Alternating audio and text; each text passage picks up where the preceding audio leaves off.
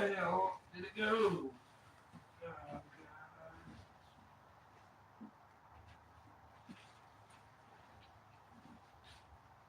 I don't know.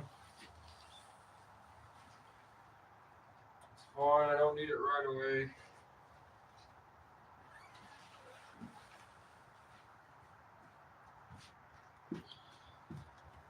I hung the tripod up somewhere in my tent and it fell while I...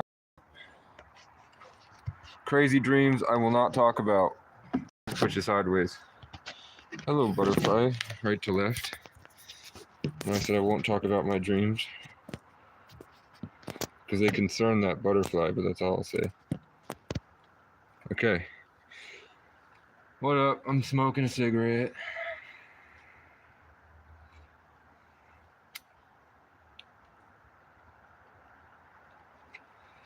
And I just wanted to go through really quickly again what police have done to me. So, when I was 9, they pulled my father over for not using his blinker. My dad used his blinker. It was raining. It was on a back road. Dad obviously used his blinker. Cop's got his hand on his gun, very close to my dad. It's just weird. Everybody's uncomfortable in the car. Nobody knows what's going on or what to do. I'm 9 years old. My friend is 9. We're thinking we're going to go up to our house and build Legos and have our first ever sleepover with my dad. This cop then, in the middle of talking to my dad, he just reaches in and tries to grab the key. My dad doesn't know what to do. The cop's got his hand on his gun. We live way out in the country where murders do not get solved. And most of them, everyone knows who did it. And half of them are usually involved with the police in some way. So my dad does what any sane person would do when some guy who he doesn't know lies about him not using his blinker and then tries to rip this out at gunpoint. Hello, B. As he rolls the window up and floors the car in reverse. Cop's legs are dangling in the wind. Suddenly, tons of headlights come on. There was 6 cops hiding right outside our road. They rip him out the car. I don't know exactly what happened, but I know he got maced and I think he got tased and I know he got hurt really badly. All I know is that the cop rips me out of the car and I have permanent shoulder damage and they put me down in front of my dad and they're pulling on both of our sets of arms. I'm 9, rain's pouring, maybe like partially, I don't know. My shoulder is not healed. I still work out, but it hurts. It might pop when I'm 50.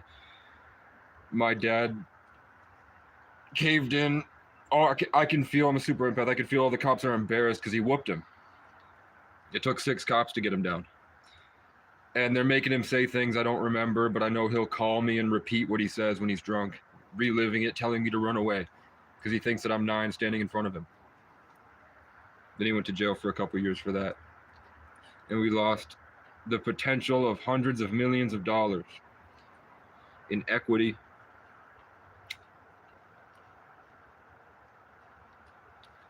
or assets, I don't know, whatever the rich word is, for lots of possessions that he inherited. Then, one time I was dating a girl, and she was the best looking girl in town. I got her a job at Price Chopper when we were 17, and I'd go in to talk to her, and she was 17, maybe 16, and there would be all of it. There's like 7 other people on the register. There's just a line from the register all the way back to an aisle of just guys aged 17 to 60 coming to just hit on her. And the guys would sit there and see the other guy in front of them hit on this minor, and then they would try, and then they would try, and then they would try. And I would just stand there and watch. But I dated her.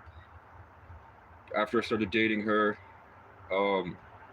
cops would frequent my apartment a lot more, to the point that one time they showed up and accused me.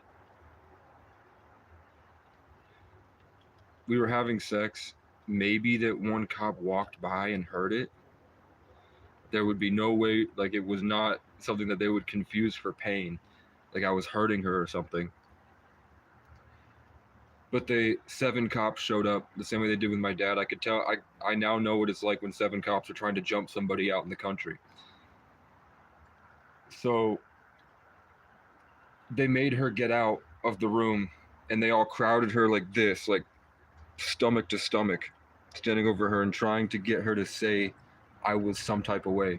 And she would just look at me, and I looked at her. I was like in my boxers, and she was wearing my shorts and shirt.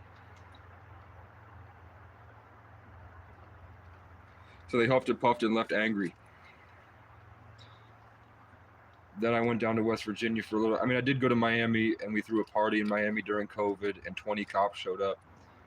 And I could tell they were all exactly like the cops that I had just met, that anger. But nothing happened with that. They just told us to disperse at our Airbnb.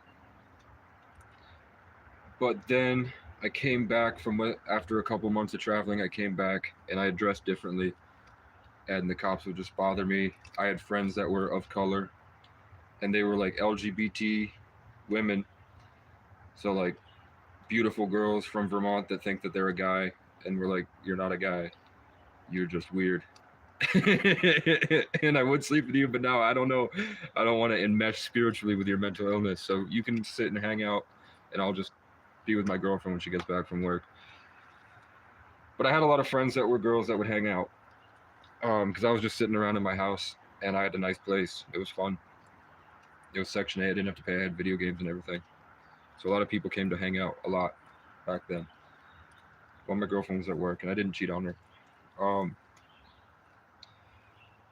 But when I started dressing different, and the girls would come to my house that were all black, and they would come out of my apartment, and I'd watch a guy named Officer Hamilton, who's now like I think he's like deputy chief or lieutenant. And we've seen tons of videos of him specifically breaking women of color's arms, just whipping them around downtown when they're upset. Like he'll do something to them, and she'll get mad, and then he'll throw her down. I think there's one video of a girl who was wearing a tank top, and he just like whipped her around, and one of her boobs fell out, and he like held her in front of Planet Hank's camera with her tit out. That guy would follow the girls like, if he's supposed to be patrolling downtown, he would walk 1.5 miles just to follow these children, like 17, 18, 19. And then one was 25. And we were all in this youth group together for YDP. That's how I met them. And so they were already watching my apartment.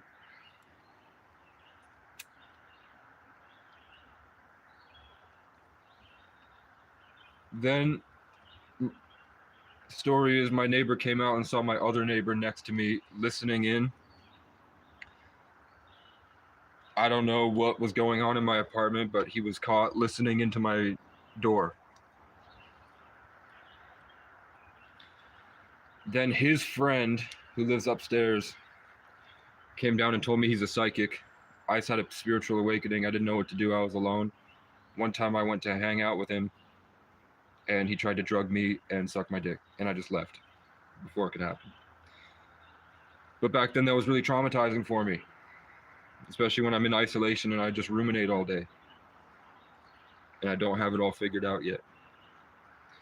How to like have boundaries and say that that's not me, that doesn't affect me, that's some guy's other problem, and I'm going to keep doing this. I didn't have that strength yet. It's very hard to maintain.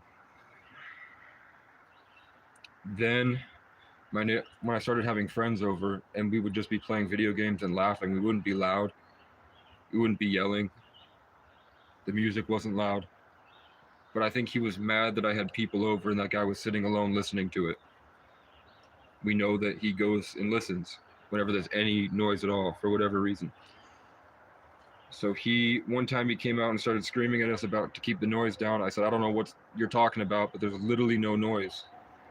There's actually more noise when I'm alone than there is now.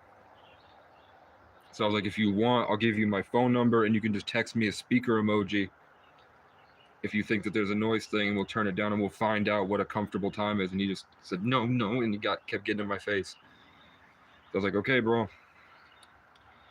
And then for 7 months, I think, pretty much twice a month, he would call the cops and they would show up with a noise complaint, or the cops were making up those noise complaints just to gain intel on someone they thought was a drug dealer because I made money on crypto and I dressed like I was from the hood and I was always around black girls.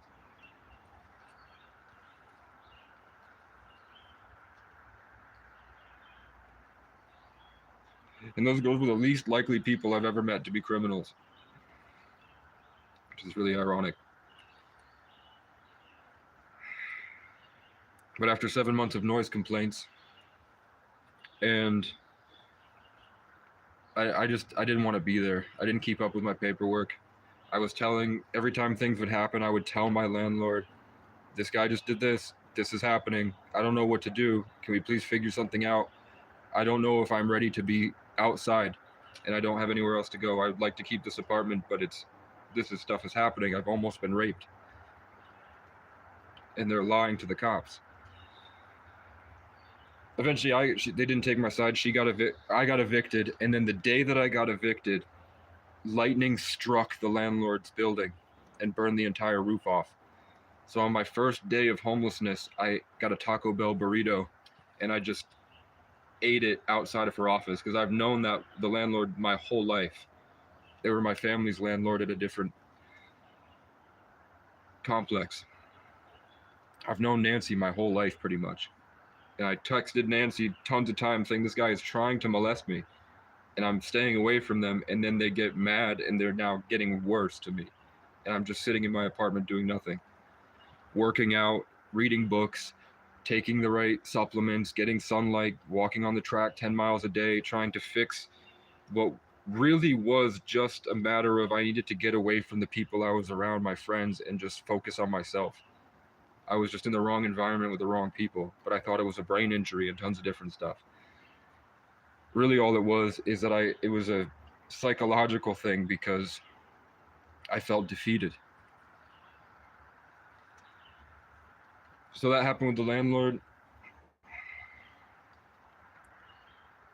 I go to my mom's house. I did meditate and have a great song. The cat did get on my stomach and I felt like I lost all my energy. I did get mad at the cat because it winked at me, and I raised the cat. I knew how smart he was. My cat will lead my dad from wherever he is back to the room. He's a smart cat. I've woken up from sleep paralysis and the cat would get on my stomach and argue with the demon until it left. So the cat did it. So I didn't whip him like this. I was just like, whoop. And if he hurt himself, it's because he's fat. Cats land on their feet. If the cat got hurt at all, it's because the cat was fucking stupid and obese. Not stupid intellectually, but stupid like he had never even, I don't think he really jumped off anything in his life. So I told my mom, hey, I threw the cat. Shouldn't have done it. Not like a football, but either way, I don't like being here. I don't like you. You're unbearable to be around because of your own issues. So I'm going to take my car battery charger and charge it, and then I'm going to leave. I leave. It's cold out. I waddle over to the car. I get the heavy car battery and the charger. I walk back to the door. It's locked. I hear her go, hurry! My mom had just had 3 heart attacks at once, she said, and she was in Springfield Hospital. She had to be taken an hour south to a bigger hospital just to live. Very recent to that. So all I hear is, hurry! I put my stuff down. I'm like, are you okay? I go around to the window. I look in the window to be like, is she on the floor dying? She's smiling. She's holding onto the phone. She's smiling. And she's got a kitchen knife. My plan was just knock on the window. Can I open the window and say, are you okay? She's still smiling. She slams the window shut and the blinds. I get back inside I'm like, I'll just charge my phone, whatever. When the cops get here, I'll explain that my mom's a nut job and she's lying. And hopefully if she could come out, maybe they can realize that she is in mental health crisis. And I'm not. I was actually doing the most sound thing I could do, which was go work. So the cops say nothing. They want my ID. I was like, I don't think you need my ID for anything, and my ID's in my apartment. They grabbed my arms. Now I know that they pinched my arm on purpose to try to elicit a reaction because they had no evidence I was being disorderly, so they needed to come up with one. I just go, what the fuck? What are you doing? They push me against the door. I'm like, stop. I'm right here. Just talk to me. She pulls out. They all look like this the whole time. She pepper sprays my face. I go down because I'm not resisting. I just go down. They're screaming, stop resisting, and I'm just not doing anything at all. I'm not even moving. And they're like, stop resisting, because they need to justify it for the camera, because their whole intention was to lie, because they had been trying to get me for years prior. They'd been playing telephone about me until they brought this character that wasn't real into the forefront of their minds. And they finally got a chance to attack him. Because my mother lied.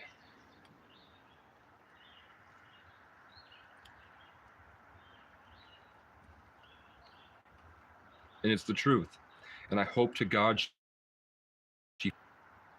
I can't believe in a God that won't have my mom become a victim of police brutality.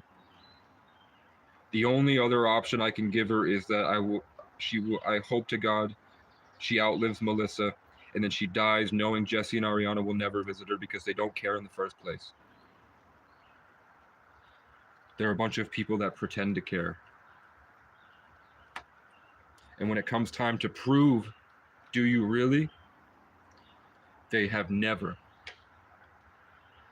The only time was once I was floating away and my mom ran in circles while I was floating down a river, and then my aunt saved me.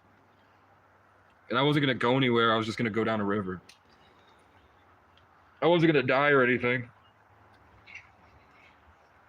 That was the only instance, other than, hey, Casey needs some money. Would you either you buy some McDonald's or you help him get a phone? Like that, all their money goes to two things. It's either junk, things that will kill them, or help Casey for a little bit.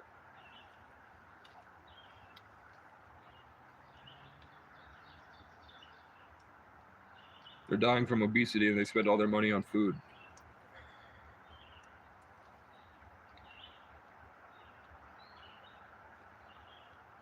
So I leave. Every town I enter, it's just prejudice. Everywhere I went, I was pulled over immediately. I they pepper sprayed me for 3 days. I was left with the pepper spray in my eyes for 3 days in a cell with no running water.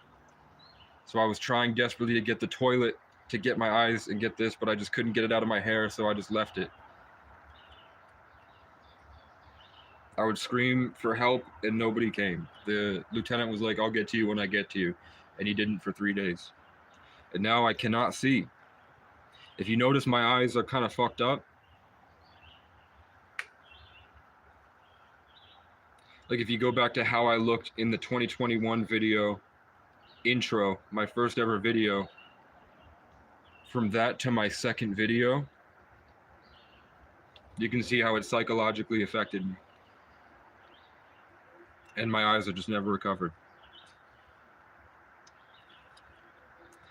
It's like there's just permanently, like when you go on the YouTube and you can change the quality of the video from 1080p down to 240. I moved from like ultra 4K HD down to less than 240. Everywhere I look is just like it's basically pixels now. I can barely see. But I'm like Daredevil, where like when I can feel where when the birds call, I can feel a direct line to where they are. I don't really need to see them anymore because of how I learned to get around. I guess it has helped my empathy. to have my other senses restricted, like the feeling of safety. And then everywhere I went after that, it was just communal prejudice and police. My mom fought, I told my mom, because she had started rubbing it in. And then not only did she rub it in, but my cousins rubbed it in, my aunt would rub it in. They all, I suddenly became some less than an animal in their mind. Like they treated the animals better than they would treat me for things that weren't true.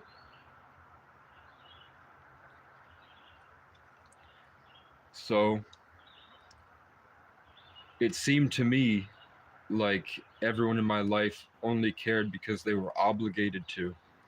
And then they found the first excuse they could to put me in a position where their ego could feed off of me, where I would become the black sheep so that they all had something to talk about. The evidence of that was every time I came back to speak with them, they would get worse. So I can only assume that the only reason that that would get worse over time is that the story they were living inside, they were blowing more and more out of proportion in Section 8, eating themselves to death. I don't know what they thought I was doing. I've been gone for 3 years. I think it's very easy for them to think that I didn't do anything because they don't do anything. Something huge for them is getting up and showering.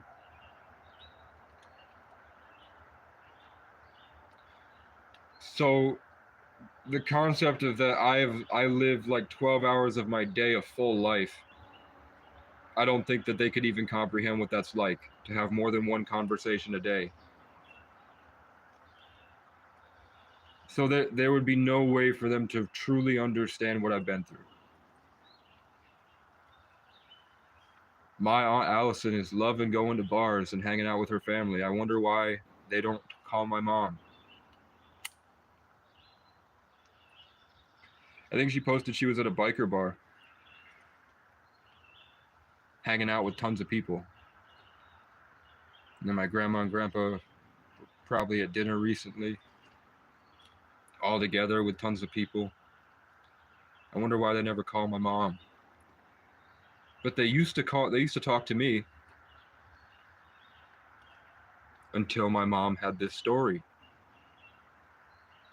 And then everywhere I went, more and more disdain and anger from anyone that my mom could lie to and gaslight into hurting her only son.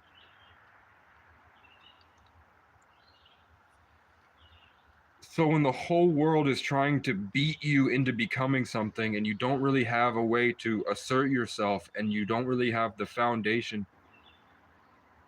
you get folded like a sword into what you need to become to survive. So in some ways, I grew exponentially. I was very smart.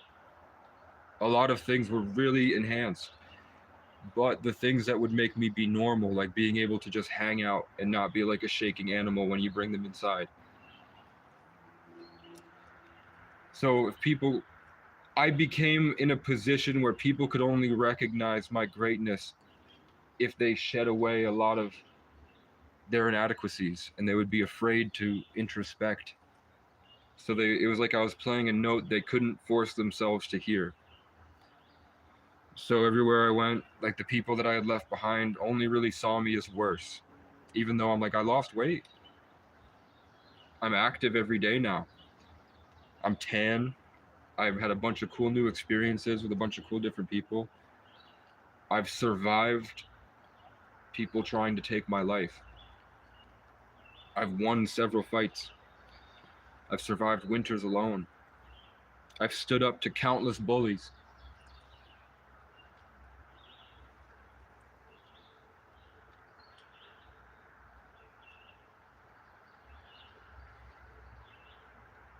And then I got to Burlington. In the fall time, I dated a girl that turned out to be a Satanist. I saw the demon in the car after I had sex with her.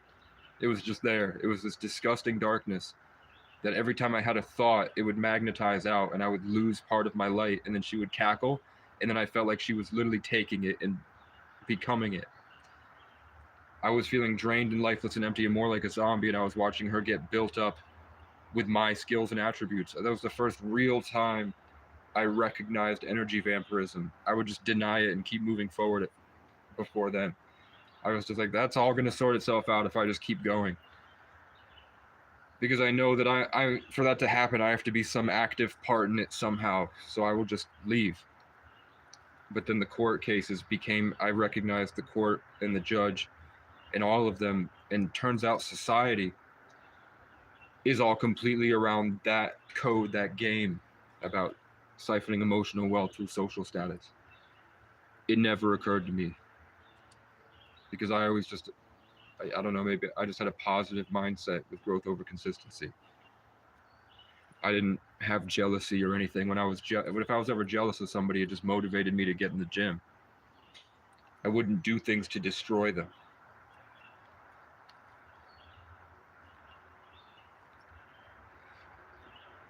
So I got upset and told my mom, if there's ever a zombie apocalypse, I'll kill you.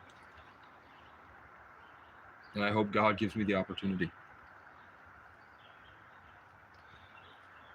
So I think I got arrested. She filed a restraining order because I was just fuel on the fire. You can't give him any attention. Now she survives as a parasite that sits there on her screen and watches this whole thing. Hello, B.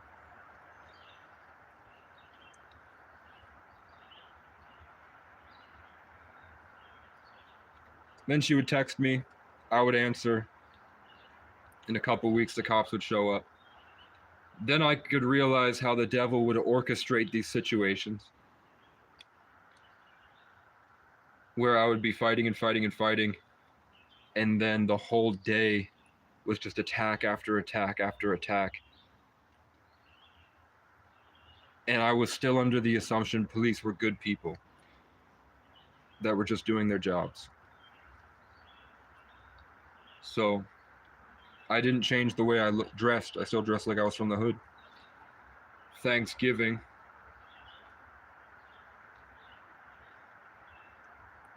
someone came at me in a grocery store. I made a family that happened to be black laugh in front of a kid, and I was dressed the way I was dressed, and there was a kid, like probably 20, 21, skinny. No, actually, I think he was in his 30s, but he was just really skinny and looked like he had low testosterone. But he had the snapback backwards, like he was trying to be something he wasn't. So I show up and I look the part, and whether or not I am the part, I at least made a black family laugh, which made everyone around me laugh. And then he was sitting there putting the seafood away. So he came at me and threatened me multiple times that day on Thanksgiving. I had 3 different Thanksgiving orders. My cart was full. It took me like 2.5 hours to get everything, make sure it was organized and get out, because I had so much else going on in my life. It's hard to focus, especially in such a paranoid world where everybody's doing that emotional siphoning. And I have all this trauma that keeps me from being able to just stay focused. Where I used to be hypervigilant and focused on growth over consistency, I was now hypervigilant and focused on trying to make sure nobody's trying to kill me. So he called the police against someone that wasn't there, and then he guided the police over to me, implying that I probably have warrants because of how I look. So they ran my plate and found out that I had texted my mommy, who had texted me, as a way to bait me into getting me hurt, probably because she felt pretty good about talking shit about me to everyone she could, because that's the only thing she had going for her life at all.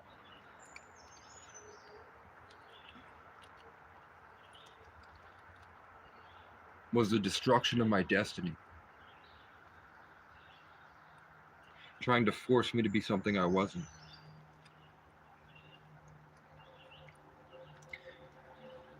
So I went to jail for another 3 days. I spent Thanksgiving in there. I got out. The police paid for my car to not be towed. One of those times. It had happened 3 or 4 times. that I went to jail for 3 days because they wait until a Friday to get you so you're there for the weekend.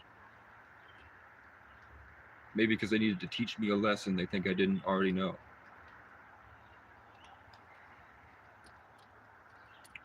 But it most likely was they just wanted to hurt me. So I made it through the winter. I lived at a McDonald's. I lived in a parking lot in front of a Planet Fitness. I tried to get a job there. Every time I'd go in, they would just talk so much shit about me. I didn't look bad. I wasn't unkempt, but I just lived in my car outside. Didn't have money to get a membership. And I was telling them, like, you need people that work overnight. I'm sitting there and I need a place to stay overnight because it's so cold I could die. I'm not a criminal. And the guy would just, the same way they're trying to bait you into a disorderly, they're trying to be demeaning and hurt your feelings. And it just doesn't make sense to me. If somebody can't, like, isn't the whole point of homelessness is that they should get a fucking job? So I would go in and say, can I sit here at night and do a good job? I'll even take 18 an hour when you're advertising 20. Like, let me talk to your franchise owner. I just kill 2 birds with 1 stone. I need a place to stay. I want to work out to better my life, and I'm trapped around negative people all day.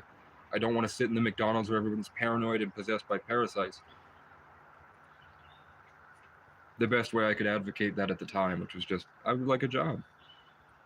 And eventually I said, because the guy was black, full dreadlocks, but I could tell he was a preppy Burlington kid that stayed in Burlington, where people are very delusional. And that's all he was around too. That was the people in Planet Fitness. But either way, he was saying shit, and then all the fat women would egg him on. So I didn't call the women fat, but I said, hey, you're being prejudiced. So I sat down and went to talk to the franchise owner. I was like, man, I'm going to sit here and email your franchise owner. He said, no, the fuck you're not. And he got up and ripped my cord out, broke my cord from my computer so I couldn't make music anymore, slammed my computer shut. The cop showed up, and the cop was full of himself. Couldn't recognize what was happening. He went in to talk to the guy, but the guy had already lied to everybody. So everyone that left would give me dirty looks and were just angry at me. Who knows what he said? All I said was, you're being prejudiced, and then trying to explain how good of an employee I would be when they desperately needed one. And I tried that at 2 other Planet Fitnesses, and they treated me the same way. Maybe it was the tattoo.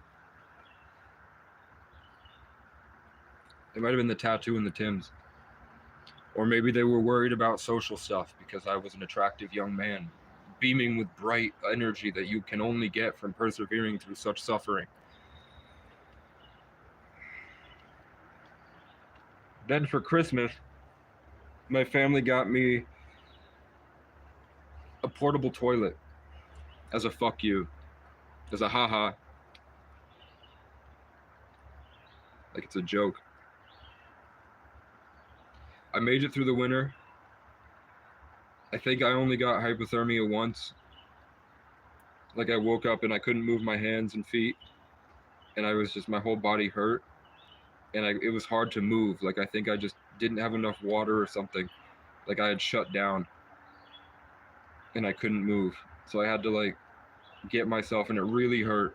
And I just waddled into the laundromat and I hid inside a dryer, and I waited. And I remember it wasn't like my fingers were purple. It was that my whole arm was blue. It was like, for some reason, my subconscious stopped circulating my blood.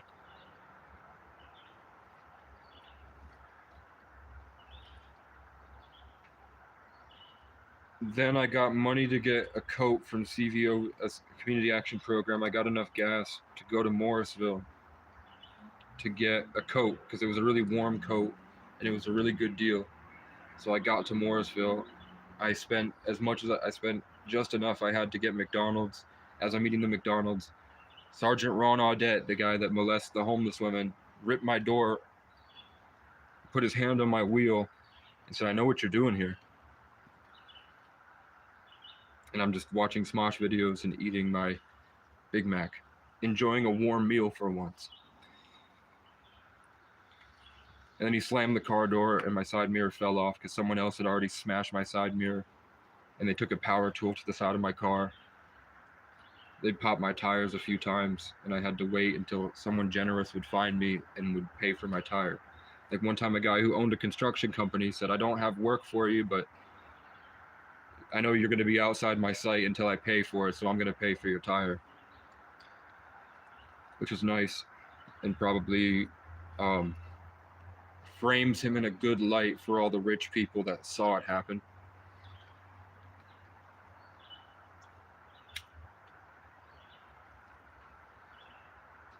Then I got back and lived at Walmart. I had gone to the King Street shelter for a couple of days, and I met a bunch of kids that were runaways from home like I was, that if I wasn't in their life, the only alternative would be to hang out with a bunch of drug addicts. And I'd seen where that goes. So I adopted a bunch of them and took them to the gym and took them around town, made them watch me go into bars as a homeless bum and talk to girls so that they could see what it was like and that there was hope, and like inspired them and talked them through the job process and got them all jobs. And I didn't want to, because I felt like the only reason that I'm able to do this is because I'm outside of society. I know if I get a job, I'm going to become like all these people that I see, but I know that there's no chance for these kids because they're already tempted to do heroin. So I got them jobs, and most of them are doing great. A couple of them are dead or have face tattoos and are still homeless.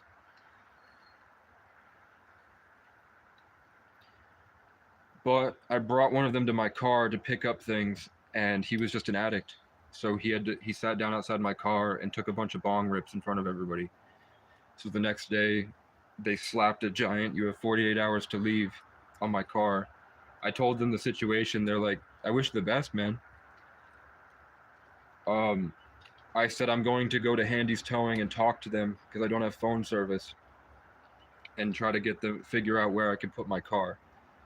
By the time I got to Handy's, so it's maybe a half-hour bus ride from that 48-hour sticker. A half hour after they put the 48-hour sticker, Handy's Towing took my car as soon as I got on the bus, and they impounded it, and they would not give it back.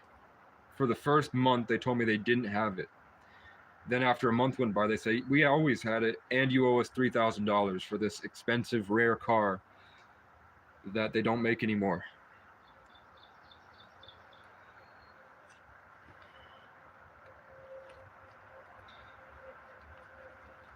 They let me go get my stuff.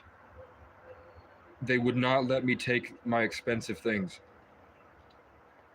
So I lost a lot of mementos from my childhood, and I lost a bunch of studio equipment, and I lost an expensive Bluetooth speaker that I would use to play binaural beats, which would help me through the night,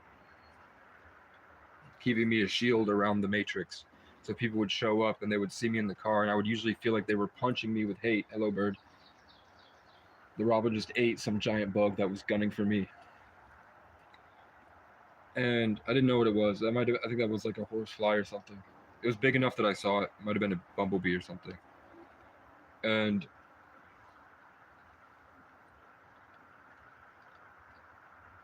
so I lost that.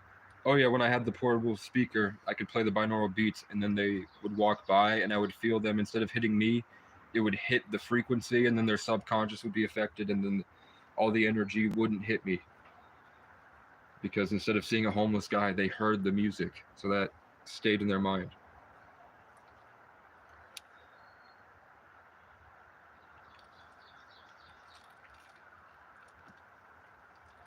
Do you live in a do you live in a desert? I mean, it's wet. When it's wet, the greens are brighter.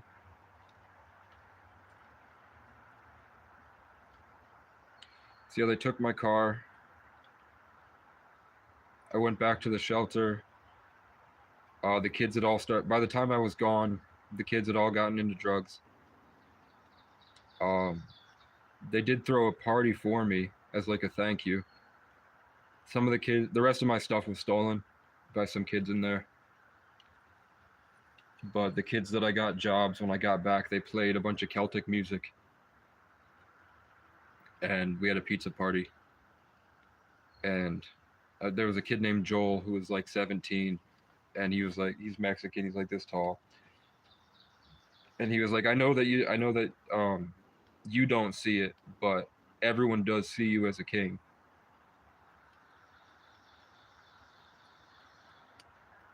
And I didn't answer him because I'm just focused.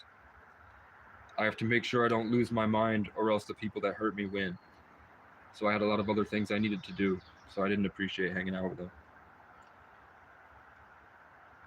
Then another kid came in. The kids had just gotten worse. Um, some other kid tried me and I lost it and I punched him in the face. And then he tried to get up and then I held him down by his Adam's apple with my fist and he couldn't get up. So I got kicked out. I moved. I spent the rest of the winter in a tent outside of a skate park on the lake. So it was freezing and I didn't have any blankets or anything. I would just hide there all night and all day. Eventually I got really sick. Like, I don't know if at this point when I get sick and I can function, it's because of that. But back then I couldn't move for like a month. I think I got food poisoning from eating out of the trash. I would eat people's leftovers out of the trash. And I got sick. Then handies, every time I would go to the towing place to beg them to not steal my $4,000 car and to just have mercy on me, I would get there and they would make a show of like, look at this fucking junkie. Treating me like shit as like a joke to everybody. And those guys are slumlords that are worth, I think the whole family's worth over $100 million. They own like all the apartment complexes in downtown Burlington. And they own the towing company and all the gas stations. They're an empire. And they just treated me like that. So I just gave up. I lost everything. I went back in the tent. Some guy showed up and gave me blankets. And then in the summertime, he tried to kill me twice. He tried to choke me out and then he tried to push me off a cliff. Because he thought that I was an ancient tree. That's the first time I ever heard me associated with an ancient tree.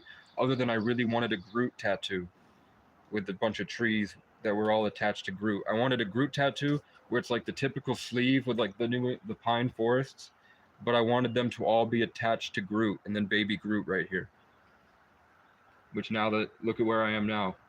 It's crazy how it all was pre-written years ago and I just couldn't recognize it until I'm older, the divine orchestration. More kids died. I tried to save kids, the ones that didn't want to go to the gym and hang out with me, and they all quit their jobs. One of them got lured into a trap house to smoke meth, and then they drugged him, raped him, and tossed him out of a 5-story window. And then he went to the hospital, and he didn't want to see me. He wanted to see the girl that was cheating on him. And then the only time I saw him after that, he tried to freestyle battle me over Messenger, and I whooped him. And then he got really mad because he thought that I was trying to sleep with his girlfriend. And I'm like, hey, I hate to break it to you, but no matter how hot the girl is, if she thinks that she's a guy or she thinks she's a they, them, I do not want to get involved because I am psychologically vulnerable to spiritual warfare. So I'm just not doing it, man. I'm just not putting myself in those situations because I automatically become the therapist to everyone I'm around. Like I just sit and die at a park, and then all of a sudden everyone's telling me their problems, and I save their lives. I can't do that for them anymore. What else? A couple more fights. Then I got buff, started riding bikes. Then I would be the guy that would have to break up fights. Then I would have to be the guy to kick out the heroin people that were jerking off in the bathroom, and there was kids that were walking in and seeing them shot up, jerking themselves off. I couldn't physically do anything, so I'd wait for them to go in and I'd steal all their stuff. And I became like a raider of raiders. I fought back the Viking presence. in Burlington, Vermont, right outside the Frank O'Brien Water Treatment Center, at the huge waterfront park with the giant shamrocks everywhere. And I was saving kids from addicts. I saw I saw 15 cops come down from the precinct and beat the fuck out of just some random guy they didn't like. And then his pregnant girlfriend was trying to like, she was screaming, "What are you doing?"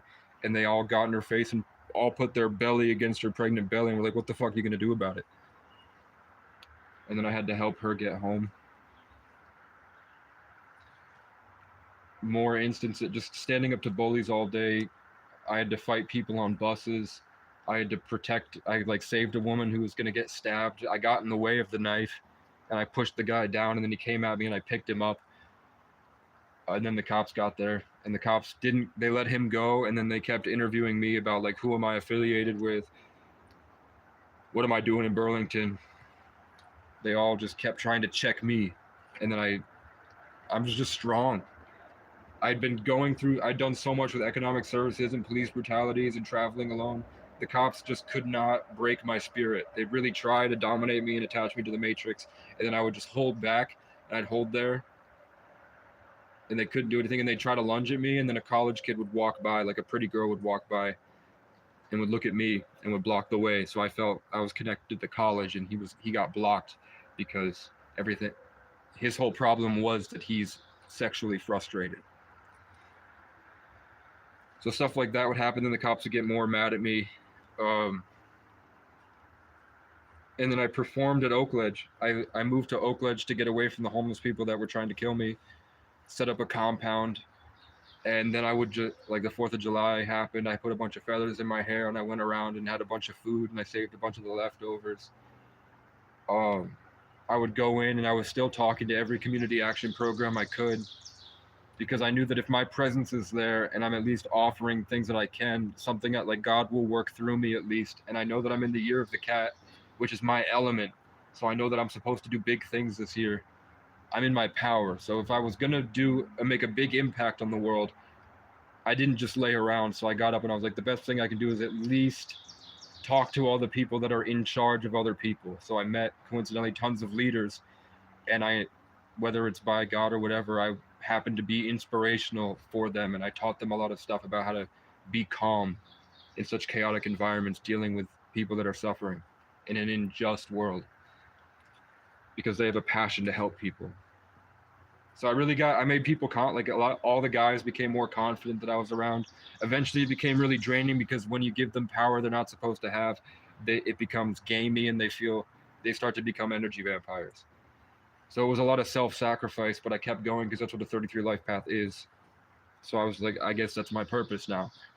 So I was performing at Oakledge. I made all my songs. I outperformed the local rapper that everyone loved. So I like inspired him, and then he dropped his best song after hearing mine.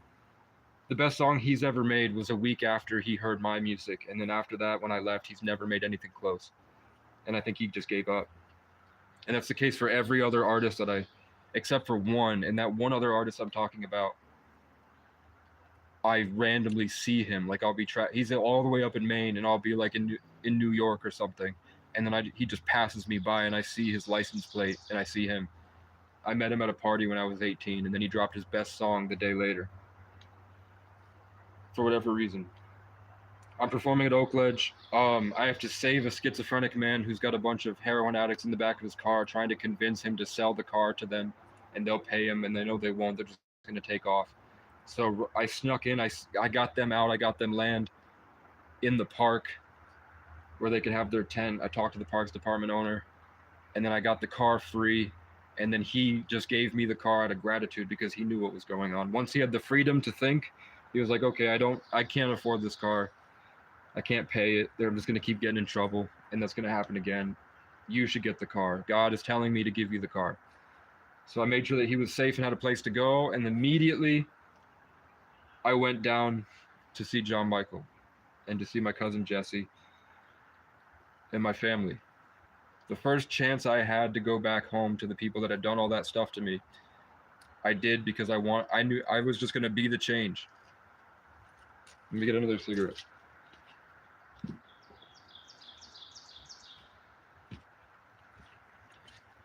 I thought if I went there and I persevered, eventually through me, because I knew that I was embodying this thing, and that when people really listen to me, it changes their life forever. So if I just go there, something will happen. And I just saw them wait. Like when I got there, it wasn't them. They had all lost themselves. They were nowhere close to who they were when I left. They were consumed by something that was using them to attack me, and they were just lost. Like my presence made them so angry they would start shaking. My aunt would sit there and start twitching and moving her fingers like this, looking like this. She doesn't do any drugs, but she'd be going like this, and trying to churn her way into coming up with something that could hurt my feelings. And I would be like, bright positivity, and then I'd go up to try to save my cousin, and then I'd go sit in the room, and then he would go, I don't know what's happening, but I don't like being here, and I fight with my mom all the time, and I know that you talk about demons. I think that, and he talks about demons. He's writing a whole show about demons. But he would basically say that, like, I don't know what to do. And I would just, he wanted to move. He wanted to move in with his aunt. And I said, basically, that when you're young, you have to take more chances because these are what's called your formative years. So the things that you do in this small amount of time are the foundation for the rest of your life. So whatever you do, know that it's really important you do anything now. And the best advice I could give is to just take risks and push your boundaries and go try new things so that you can gain more experience before you get to a point where you don't have the potential as a youth. When you're an adult and you walk around, nobody cares. When you're a kid and you walk around, it's like the world is your oyster. All the people's judgment and anger and competition doesn't hit you as a child because people subconsciously leave you alone. So he went and got a job. But that, I don't know if that was before or after. It must have been before. He did eat my mom. My mom got me a pizza, and I felt, it's so rare that I had gotten warm food at the time. So I was able to rest and get warm food, and it was my favorite pizza. So I was like, maybe God's finally got me. And then I woke up and I felt that he had leached all the life force out, and I felt empty and hollow, and he did the same exact thing that the girl did. And then he started cackling the same way that the girl did when the demon got what it needed from me. It harvested me by taking advantage of my love. So he immediately sprung into action and ate my fucking pizza, and I literally passed out. It was like I got infiltrated by demonic forces because I was trapped. I had no other options. So I like fought for days. Still, I got him to do a couple push-ups. We played zombies together, and I'd watch him get overtaken by the monster, and then I'd just keep going, and then I would die because I couldn't multitask. And I was like, it's the dark night of our soul at least.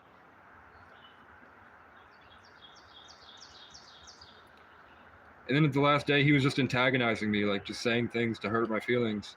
And I was like, you're going to be a loser for the rest of your life. And I got up and left. When I got back, they had acted like I had threatened him with a gun. They had all my stuff right at the doorway, and they had some guy there to protect them. And the guy didn't care at all. He wasn't mad or anything. He was a cool guy. His name was Frank, and he was wearing all orange, which is the color of 33. So I don't think they're even real. I don't think Frank is real. he's just symbolism.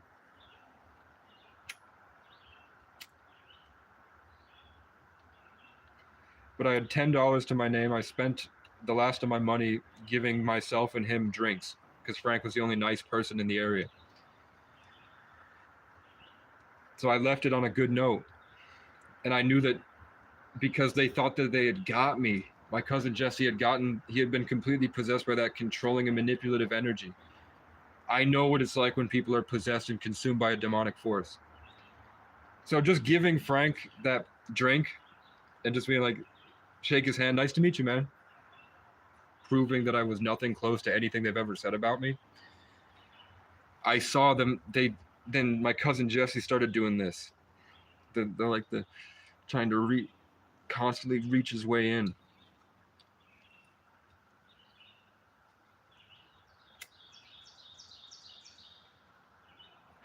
Watch enough police brutality videos when you're scrolling, then you'll see what I'm talking about. When the cops do this, or this, and they're like lunging at you a little bit when the guy's talking. Look up Levi Trumbull. He's a guy that goes up and stands up to select boards and watches the fat government people expose their corruption, and you'll see that they're all doing it. No. Then I went back and I stayed for a month. I met a guy who produced movies, really shit movies, but it was just like a perfect niche. Sometimes he got money for it, and he got a bunch of money some other way. That he didn't have a lot, but he had enough to live in his car comfortably. And he took a liking to me. He was gay, but he kept showing up with sometimes $200. He'd give me $200. I wouldn't do anything, but I would just sit there, and I'm at a park. I can't tell him to leave. So he would sit there and figure out how to be homeless, and he would have panic attacks every day because he couldn't figure out how to live around people because he had been isolated for 10 years of his life in like some apartment, and his only friend was like 40 years older than him. He confided in me that he raped people. He raped children. But he gave me $500 when he told me. He was like that. He gave me $500, and then halfway through the night, he just casually mentioned, like, we had just filmed a music video for me. And then halfway through, he talks about how the kids he raped. But the plan was to take him to Brattleboro the next day, and I'm like, I still want to save my family, man. So it was a test. Will my parents be able to recognize this fucking disgusting piece of shit? Or will they do what they always do and have to bless him so that they have another person to try to force me to be a character that I'm not? And they did, obviously. And they're still friends with him on Facebook. They know he's raped kids. He has posted on his Facebook that he's dating a minor that's 15 years old. He went down to Tucson, Arizona after I kicked him out of Burlington because we caught him watching children having sex in the park. They went into the woods after a party, and we caught him watching. So I didn't smash his tail light, but I make it look like I was about to, and he took off. And he went down to Tucson, and he started dating a 15-year-old, and he's like 50. And he posted about it on Facebook, and for some reason, my parents looked at it, scrolled away, then he posted a picture, and they all heart reacted it. Because he's got money. But the truth is, he has no money. I hyped up how much money he has because I needed more evidence that my parents were not deserving of any time or attention, and that it's okay for me to let them die with horrible lives, deluding themselves into whatever they can come up with to accept the fact that they're retarded losers. The most pathetic pieces of shit on the planet. They are nothing. My dad deserved worse than what the police gave him. My mom deserved worse than she got as a child. Maybe God did that in the hopes that maybe she wouldn't become this, and that her own soul chose to do that to her.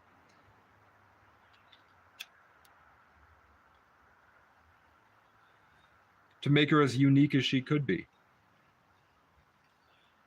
Or maybe give her a little bit of empathy.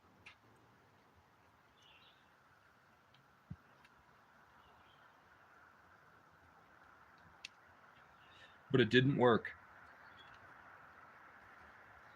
She, in my childhood, used to brag about how good she was at manipulating people. How to extort money from her father that loves her. Through guilt tripping.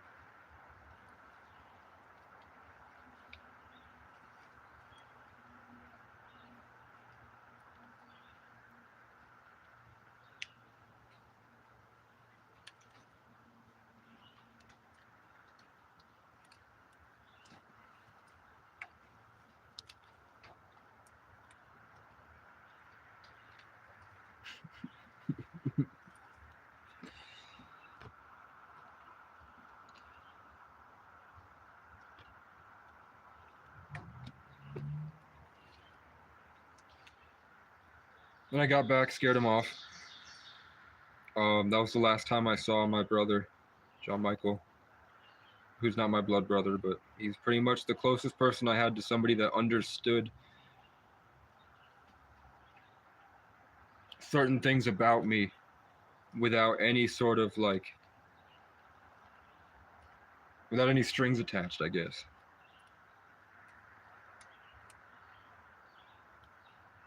Because he was selfish. But he was competitive enough that he could recognize my competency. But he was just another person that only really needed to be around me when he needed something. He wanted my studio, then he wanted my weed, then he wanted my couch.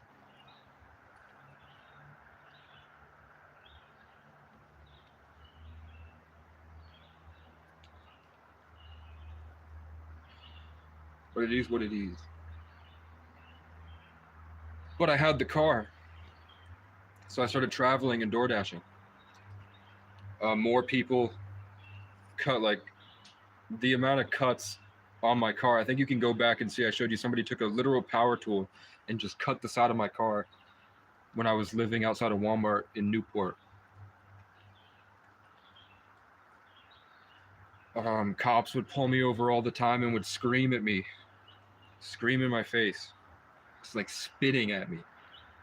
And I know I've been ripped out of cars so many times, and all the stuff with the stuff in Brattleboro, all the police brutalities. I just thought this is God trying to help me learn something. It's just going to make me stronger. So I would stand up to them. In a way that didn't get them emotionally reactive, and would hit them a certain way, and then I let God do the rest. Like people from Brattleboro would show up, and they were of color, and they would talk to me because they knew me from around town. We were friendly, and I would look, and the cops are there, sitting there in the gas station, just watching us, and we're just hanging out. And they pull me over a bunch of times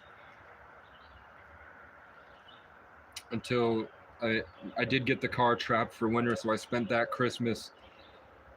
In the fall, I drove my car I used to drive my car into a field in the summertime, and would to wait for my DoorDash orders because that's the only place that the Matrix wasn't actively attacking. When I would go into a parking lot, these same 5 or 6 DoorDashers would show up, and there was this guy that would show up and talk about how he was stealing my energy so that he could talk to girls. He would literally just tell me he was stealing my manifestations by being near me. He said that it was like I was this Wi-Fi that he could download from me, and I would feel it. He only explained it after I talked to him about it. He showed up. I met him on Thanksgiving, actually. And then at the end of November, the start of December, I had left, and where I was, it didn't snow. I didn't realize it had snowed in Burlington, so I went back onto my field after the snow had melted a little bit, and I got stuck, and I was there until January. So I spent my birthday and Christmas freezing in some field behind Burlington. And there was a kid that would show up and he would shoot at me. He was considered schizophrenic. He was living in a tent behind a gas station. And I would go there every day and try to break through the walls and convince all these people that he was a schizophrenic. Finally, when I told you that when I was in my element and I had all this energy that people were trying to steal in the year of the cat, and that they would go crazy from it because it wasn't meant for them, the energy that he stole from coming at me with a hatchet and shooting at me and forcing me to feel like, I don't know, whatever, and whatever he was taking from me spiritually, it got him so hyped up that he would take a toy pistol and he would go and put it behind his coworkers' back to scare them because it would yank all the energy out and put it on him. He was a Leo 11, a Leo born in the 11th. So he would take it all and then he would go behind the gas station with all the power that he had taken from everybody, and he was trying to use it to get the girls at the Dunkin' Donuts that was attached. So I would give myself like a B plus the way I handled it. I still left with more energy than I came with, but a lot of the masculinity I felt like I had lost. They had drained a lot from me. but I did a lot. And the cops were on my side in that instance because they were the ones that gave him the 22 that he was shooting at me.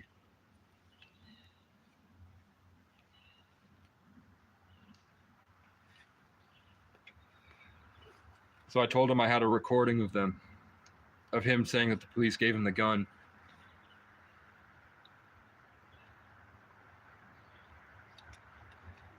So they went in to chew him out, and I walked through the snow to get there, and I had, because he was proud of being a Viking, and I didn't tell him about my Irish heritage or anything. So I put on the throw blanket, and I put the crown hat on and the chain, and I walked in with the blanket, and I paid for gas. And then he came out and poured my gas for me into my can. But he was still like trying to get, he thought he was a wolf. He was like, I'm a wolf spirit. So he was trying to bite me. So like, you didn't get me. I'm going to still pretend to be the good guy while I torture you while you're out there in the woods. And then I finally got my car free when the snow melted. The guy that I said was the energy vampire DoorDasher, he would park his car right in front of my car out in the field, and he would put his high beams on to hit me with the high beams because he thought that he was stealing my energy, and he probably was. Then every small town I went to, half the people would come try to save me, half the other people would angry mob me.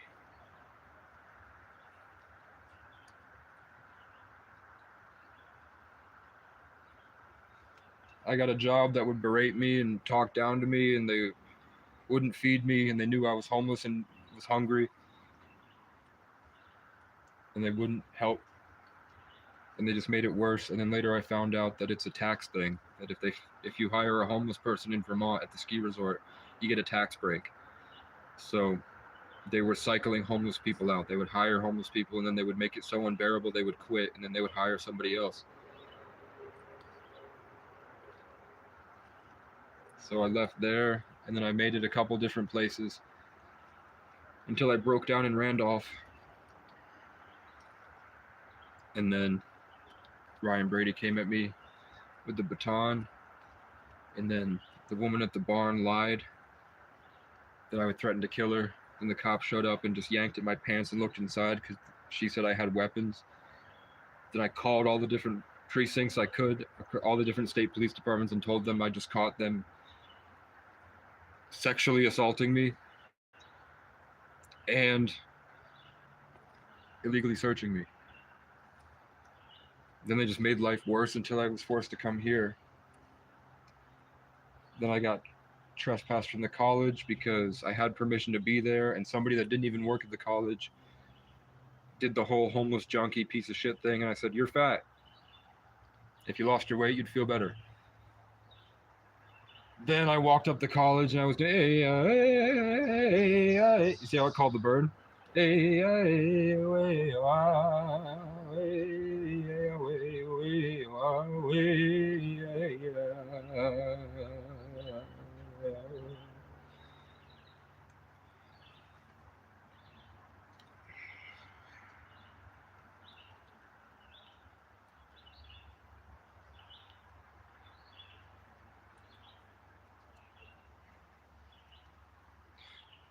She's gone crazy.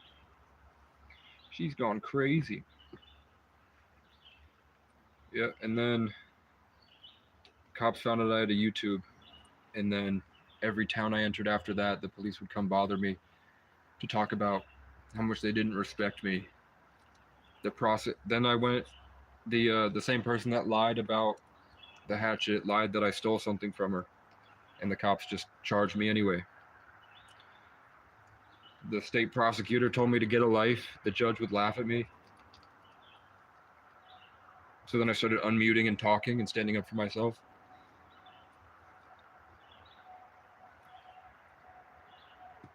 Then I moved to Mooresville and went behind the Capitol building, and every time they got mad, every time they treated me like shit, I would shit.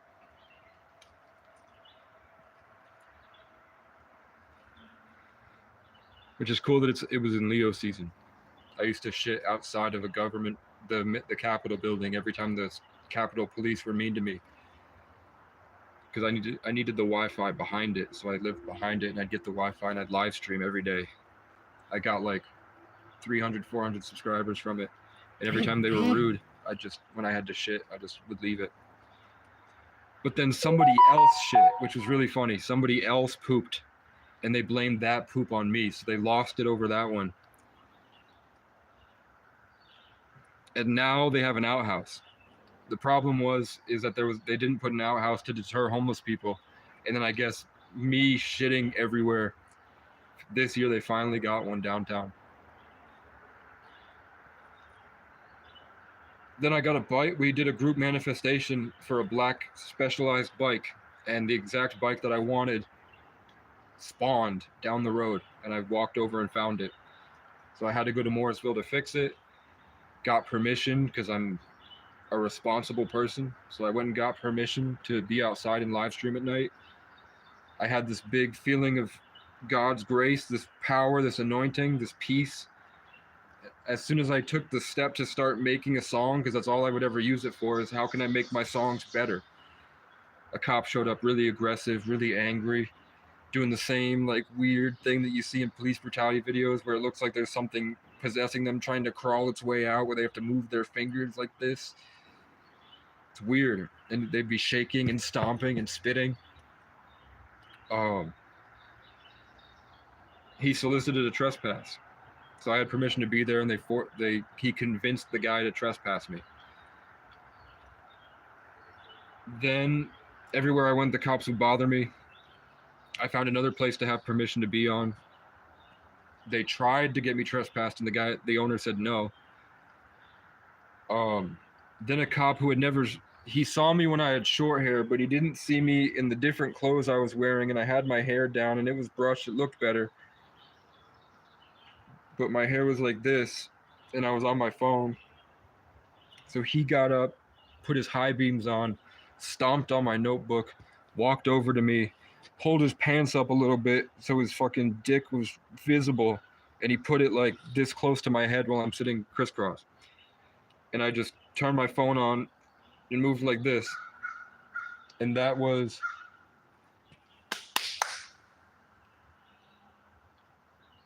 They know to go around now, but they still have to be like, fuck you. I want those eggs you have in there. But now I'm getting tons of videos that the tarot readers are saying, the crows aren't bad, the crows are the Irish goddess Morrigan, and they're just reaffirming that you're a chosen warrior and they're trying to help you. The crows are actually black because they're melanated and they have the sun's light. Even though it seems like they're nominating you, they still are because they're mad, but it's not necessarily... There's a bigger thing that's positive for you. Even though I've seen crows just like kill baby rodents and rip their heads off and pick them apart right in front of me.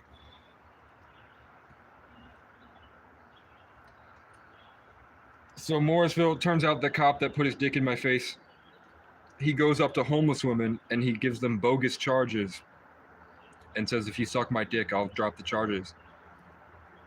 So he thought I was a girl. He saw this and he walked up to do his thing. And then when I put my hair back like this and I had the phone on, you can see, I think you can see in the video, he steps back, or maybe he'd already stepped back. And he just kept telling me, basically I should leave town. And just trying to dominate me. Then everywhere I went, they would follow me around town. They had ceramic brakes on the car, so when their cars would brake, it would make this big high-pitched squeal. So they would come by me and just hit the brakes really slowly, so it would go right in my ear. Then I had started recording them. Every time they showed up, I'd record them and they'd take off. So I have a bunch of videos of cops leaving after they had bothered me. Then it was a cold front. It was October. It was going to be around 15 to 17 degrees. The last times I had survived, I had a coat and a sleeping bag, and I could survive outside, but this time I just had a t-shirt. I was worried about dying. Took a $7 propane tank and said, hey, I'm going to get a Cash App in 2 days. I will literally pay you double in 2 days. And he was like, if you take it, I literally have to say it. So I was like, I guess you're not as country as you say you are.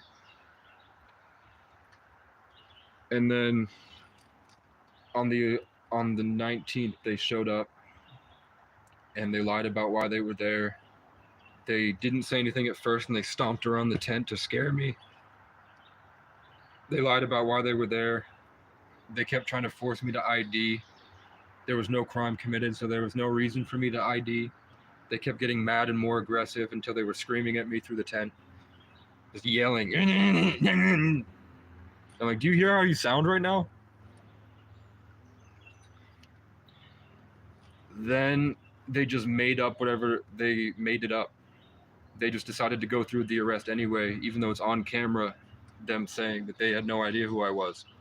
So I could have been anyone. They just had a hunch, or they're not ready to admit that they stalked me through the woods, trespassing on property to stalk some random guy. Because he stood up for himself when they tried to molest him. And they committed felonies against him already. Against me. So they emptied a can of mace in my face. Eyes, nose, mouth. Ripped me out by my legs. I hurt my head on the pallet when they pulled me out. They made me sit there and I couldn't breathe. I couldn't speak. I was like, trying to get my words out, but it hurt. They made a joke about accidentally pouring grape soda in my eyes instead of my water. They pretended to look for my water, and they searched my whole tent for drugs, which there's none because I don't do them. Then they put the cuffs so hard that I bled. It's a tactic they use where they put your wrist a certain way in their unnecessary painful wrist lock. So they tried to break my wrist. They put the cuffs as hard. The guy that molested the homeless woman put my cuffs so bad it cut open. The other cop was fine because I wasn't resisting. I couldn't breathe. I smoked cigarettes, so I couldn't hold the air I had in. So I had to get on the ground and drown myself to get the water in my lungs and my nose so I could breathe. Like a bunch of spit was covering my nose and my mouth was full of the pepper spray. It was bad. And they had to do it like 3 or 4 times. And then we got to the ambulance and I couldn't breathe. They're guiding me onto the ambulance. One cop is literally putting me onto the ambulance. The other cop who put my arm in that weird position that really hurt suddenly yanks my arm backwards. And I feel my shoulder like almost dislocate. I go, fuck you. But I have all this shit in my lungs, so I spit. He's standing here, I spit this way. But I think he took advantage that he heard the spit. Tackled me into the side of the ambulance like this and just starts choking me out.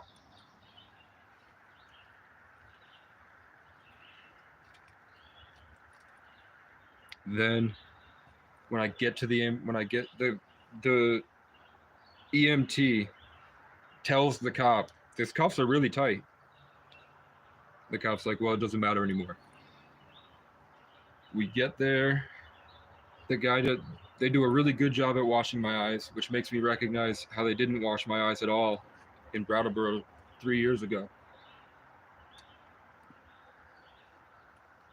I got to see what it was like to actually have them do their job when I got to the hospital. The cop sent another cop from another department. They drove all the way down here just so he could fix my cuffs so his body cam wouldn't pick up the bleeding. The cop told me to my face that my body cam's not going to be on Discovery. That's exactly how he said it. Then I get to the police station. They tell me to my face that if I was indigenous, like if I was a sovereign citizen from an indigenous reservation, because they have it in my file that I'm indigenous. So like, watch out, he might be from the reservation. He said he would have done a whole lot worse to me if I was not from America. And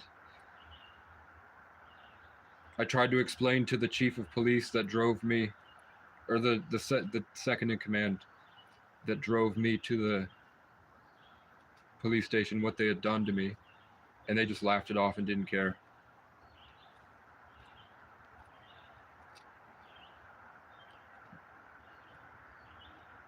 Then I got out.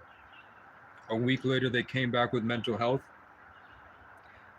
and I didn't answer because I know if I'm in the tent, I don't have to answer any of their questions. They felt me up through the tent to see if I was in there. If I was a woman, they would have grabbed my boob, which would have been sexual assault.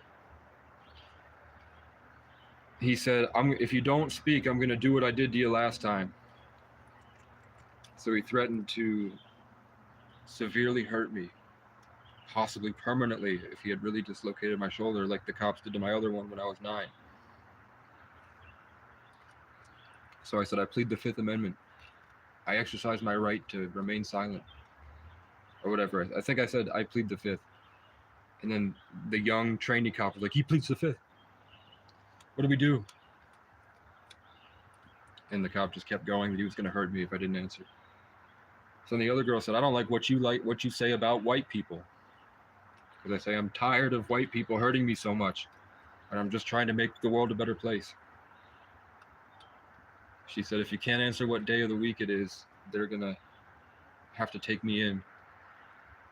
And I said, I don't think that paper is a good way to, it's a good measurement of mental health. And I think you can tell, I think you can extrapolate by my vernacular that I, in such a hostile environment, that I am of a sound mind.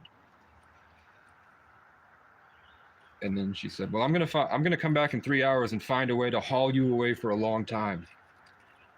And then the cop said that he was going to find me for littering. And I said, you're going to get me for something I didn't do? And he said, you did do it. And I said, trash all over the place. There's always been trash here. And then as he left,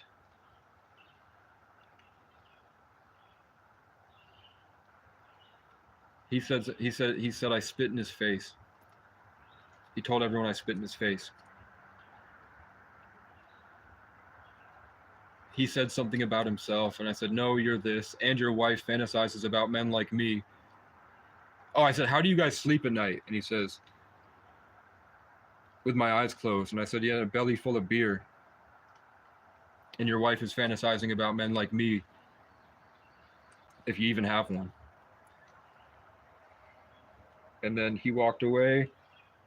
He stayed in his car. I glanced over, and he was doing the shaking, angry. I rode my bike and left. I don't know what else he tried after that. Then months went by of them still just everywhere I went, bothering me. I got a couple of them on camera where I'm like, what's your name and badge number? And they're just like, I'm going to find a way to make your life worse. And I'm like, okay. Godspeed. I'm doing me. And eventually, I moved into the McDonald's during the day, and I would spend the money that I was making from the live streams buying McDonald's so that I could charge my phone and not freeze outside. And then one day, it was really busy. 4 police officers showed up, and they blocked both entrances and closed the McDonald's down, brought in a mental health worker, and I have recordings of him being snarky, being malicious, like playground bully, like little, like toddler level speech, talking shit about me, trying to make me feel bad about myself. And he couldn't, I'm just not mentally unsound. I'm just sitting there. So he's trying to talk to me. I'm not taking the bait. He's trying to antagonize me into behaving disorderly so that he could get something that he can use to hurt me. And it just didn't work. So we got to the point where he started lying to people on the phone to have me forced to be hospitalized. So I played back the recording of him lying. and I made it seem like I had recorded the entire thing, so he knew he would be in serious trouble. And I said, he was like, what, you recorded the whole thing? And I said, yeah, I'm gonna profit off of you. So he got up and left. And as on my way out, all the cops tried to crowd me, and they're like, have a good day, Casey. Be like, I know your name.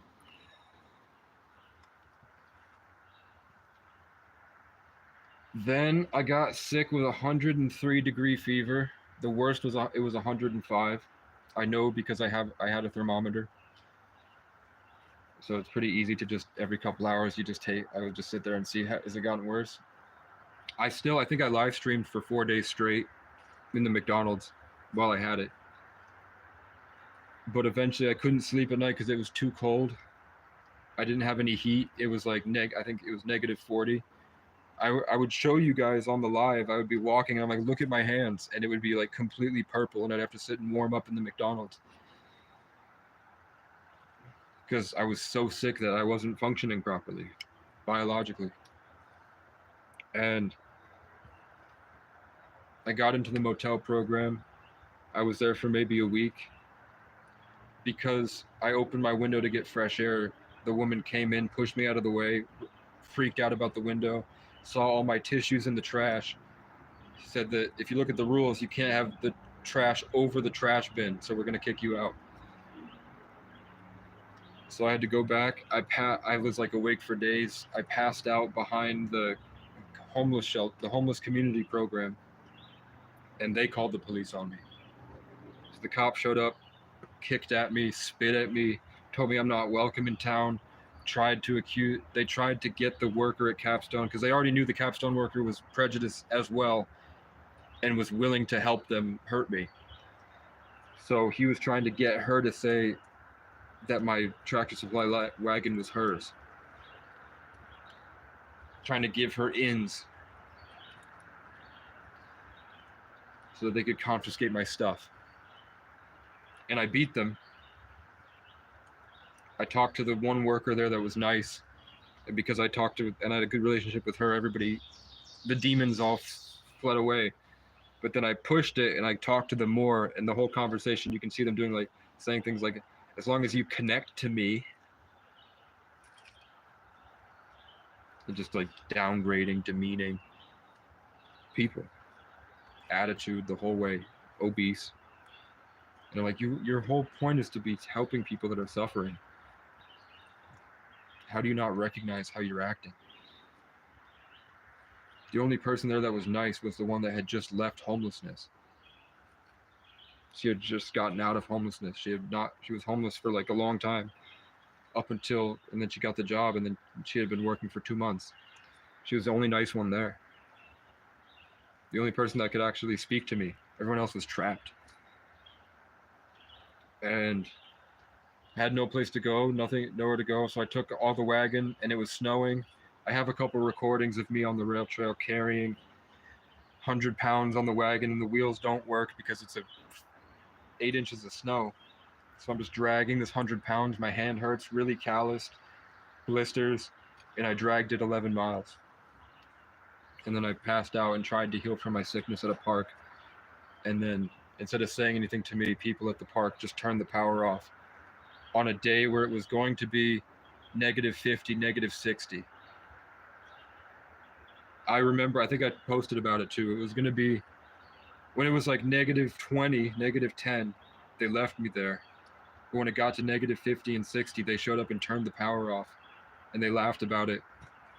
Like, something about country people, or at least Vermont, is like, they're so focused on dominance, everything they do. So they like walked near me and they went, ha ha ha, like forced a fake laugh. Like they literally ha ha reacted my comment in real life. And then left. And then to save myself from freezing, I think I got some Chinese food with the last of my money, and I moved over to the food shelf. And I was there for a month. I was putting in job applications everywhere. No one was getting back to me. Until the police showed up and said that the select board wants me out. Nobody else wants me out, but the select board wants me out. So A different police station paid $260 to pay for my hotel room so I would be there for the weekend, which was really good, nice of them. They still were trapped in the matrix and not able to empathize correctly, trapped in pride and their ego. So when that happens, I just talk over them. I'm like, if you're gonna trap me in here and try to do the energy games, I'm I'm just gonna keep going.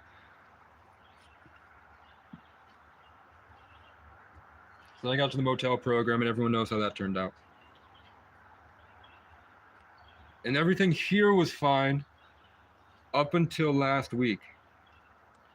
Last week I was sitting here. I heard a car door slam. 2 shots fired off into the forest. I posted about it on my YouTube. YouTube gave me a strike for it because I said they're probably scared if they came into the woods they'd lose. Whoever it was. I've later found out from somebody that knows I have the channel that lives in town that I hadn't met before that. So I guess people I've been playing telephone. They might be watching right now. People know about me in town. They told me that they were at a gas station and the state police came in and were telling other people in the gas station that I'm a fucking drug addict and that I deserved something. It wasn't, I would say, and he deserved worse. But they said basically they admitted to them that they shot at me. Someone else has told me that they saw the police when that happened. They saw the state police car there. So the state police have pulled up and shot at me now.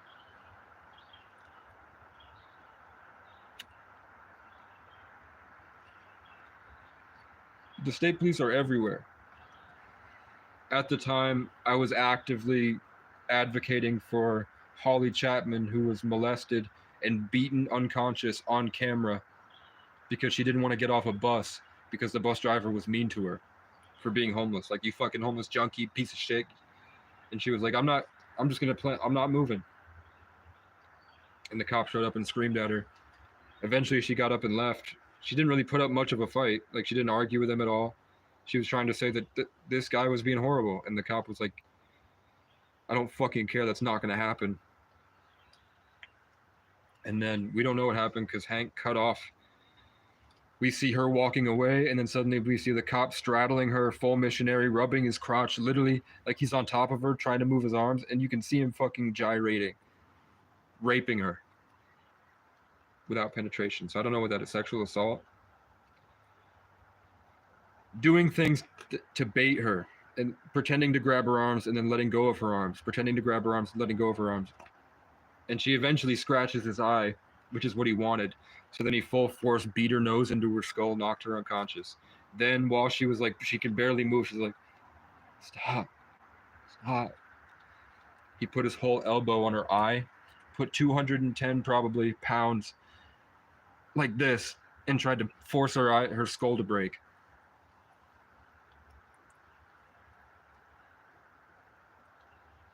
And they posted it on social media and got thousands of views, and the whole town is celebrating. And then a week later, because of that video, one guy was getting pulled over by the cops. He went to go pee, and then a truck just swerved and ran him over.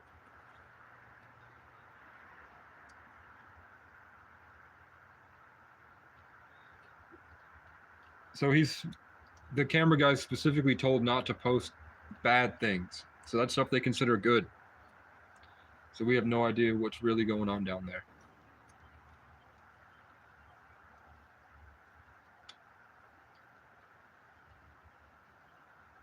But all that stuff has happened to me, and I have to go to my court and listen to them talk shit about me. And it feels like a seance, and they treat it like a seance. And the same thing I'm talking about with like the is in my judge. The other judge, I have one judge that's extremely nice to me in Lemoyne County. I have a judge that would actively talk shit and laugh about me until I stood up for myself, and now he seems to be treating me with a lot of respect. the prosecution was going at me about need to get a life, and then the judge would join in, and they made a comment about how they saw my video about me getting waterboarded by the police, and they laughed about it. And then I have the judge in Brattleboro that the only case he's dealing with is me bumping into somebody in the hallway, and it's been 3 years.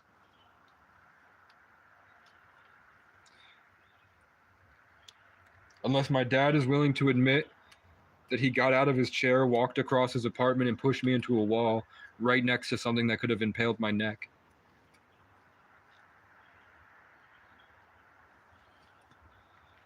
And all I did was go, oh, and I punched him in the eye. And then I was like, I'm leaving. And then on my way out, he ripped the door open, slammed the door, grabbed my hair, threw himself on the ground, and started choking me out. I'm like half standing, just going, I love you, you idiot. I'm going to put my fingers through your eyes, and I'm not going to stop until you let go. And he didn't stop. He just kept trying to choke me to death. Choke me to death. My father was trying to choke me to death.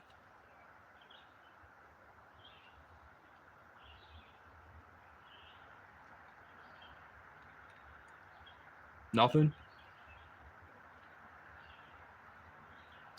So I bent his finger back, and then he ran away crying. And I'm like, this is exactly what my mom needs. My mom will be another thing I can blow out of proportion to lie to hurt my only son.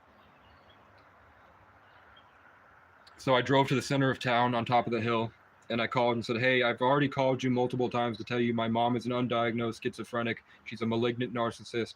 She thrives on drama that she can play to emotionally manipulate people, and she's been abusing the process just to get at me because I'm the only thing that she can do that to. Because my dad is old. So I'm just letting you know, he pushed me. I was trying to help him with someone that was scamming him on Facebook Marketplace. And he said, don't fucking tell me what to do. And he pushed me into a wall. I swung once and left. You can see on the camera footage me trying to leave and him trying to kill me. But whatever you said, they changed it to a mutual affray. Trying to get, because I told you for years they've been trying to target me anyway. So they had a chance to get us both arrested. They had a chance to hurt both of us, to kill two birds with one charge. So until my dad is ready to admit that he did that, and then I can just say I won't press charges, and then he'll die alone as a loser. He can run in circles crying about his problems, get drunk and crash his car until he's dead.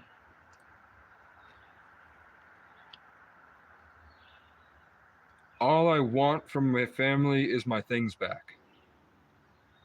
I want the zebra rug, because you know if you give it to my father, it'll be gone. He's too much of a slave to his impulses. I don't trust. He's stolen $1,200 from me before. We're not ever getting another zebra skin rug back. It's not that I don't want him to have it. It's that I don't want it lost or destroyed. I think my dad would get mad at something in his head and would burn it. Or I think he would neglect it until it got moldy, like the rest of the stuff in his RV.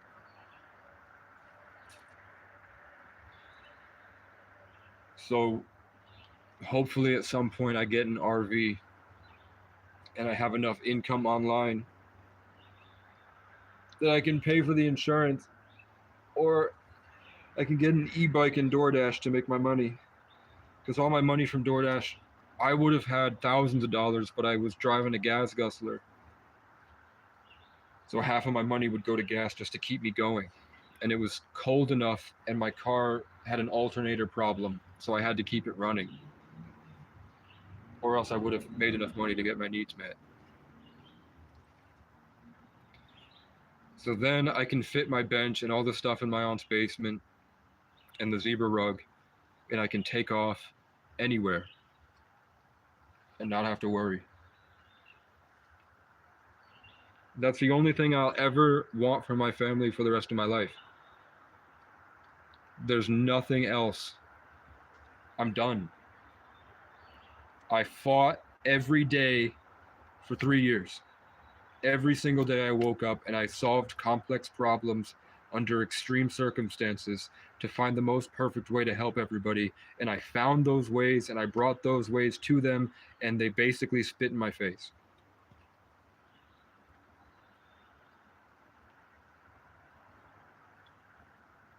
At the time, Vermont was paying a lot of money to house people. They already had benefits in disability. They didn't need to have to wait for that long process. They don't like where they live.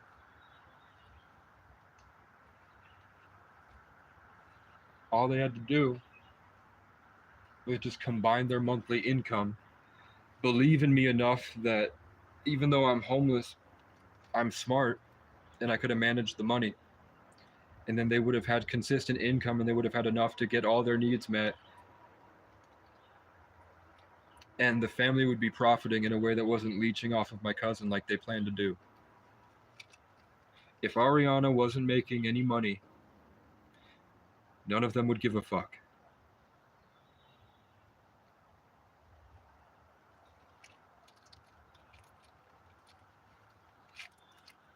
They're a bunch of suckers. It's evident because they chose a pedophile who openly spoke about the children he was raping on his Facebook, and they sucked his metaverse dick, hoping for some type of positive relationship because eventually he might give him some money. If that's not the case, what the fuck is wrong with you? How can you live with yourself? You can't. That's why you can't leave your house. You cannot live with yourself. You can't look at yourself without going, haha, I already made up something. I made up something to deal with that. I don't have to.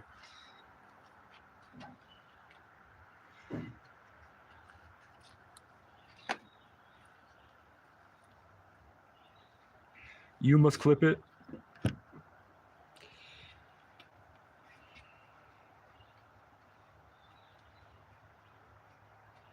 I'm just quirky and I like to be alone. It's not that my family doesn't want anything to do with me. Let's beat Casey into being in the position I feel about myself so that I can do to him what my family did to me.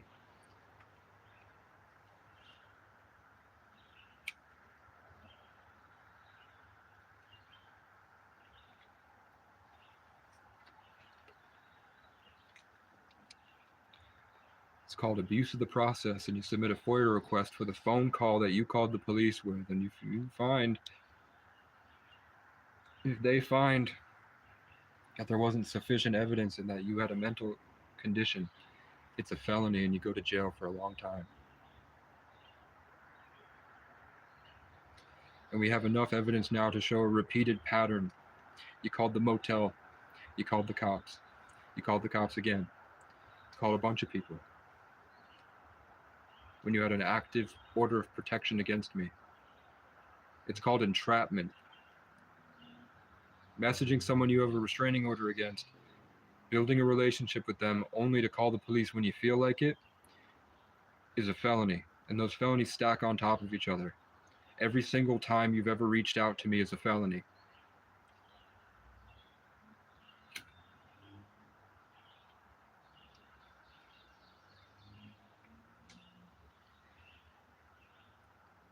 But why would I call the cops? All I've ever wanted was a Challenger and a piece of land with a solar panel and a portable power station and a way to make my music, my studios, a camera, an e-bike.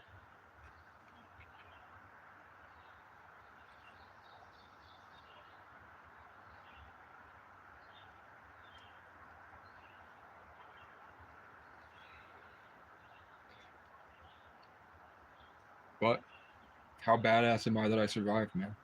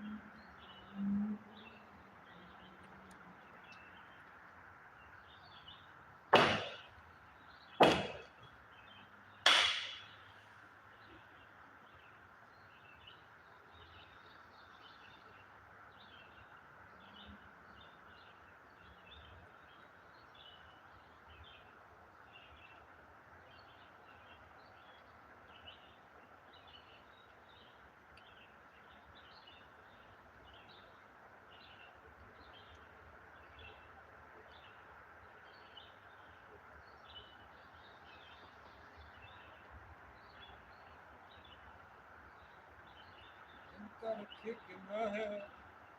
The room was completely black. I hugged her and she hugged back. As the sailor said, quote, ain't that a hole in the boat? My head keeps spinning. I go to sleep and I'm grinning. Beautiful.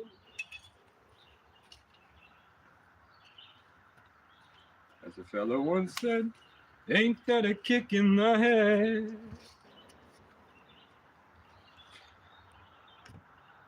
The room was completely black.